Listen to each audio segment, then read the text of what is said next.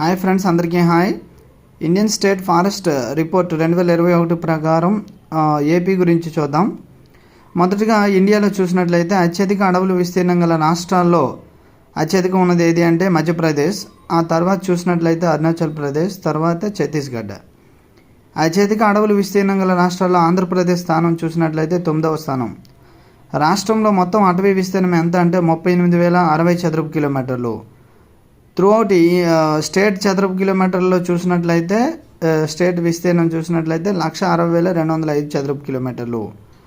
అయితే రాష్ట్రంలో విస్తీర్ణ పరంగా మొదటి 3 స్థానాల్లో ఎక్కువగా అడవులు ఉన్న జిల్లా చూసినట్లయితే కడప, తర్వాత తూర్పుగోదావరి, తర్వాత విశాఖపట్నం. విస్తీర్ణ పరంగా తక్కువ ఉన్న జిల్లా, అడవులు తక్కువ ఉన్న జిల్లా కృష్ణ.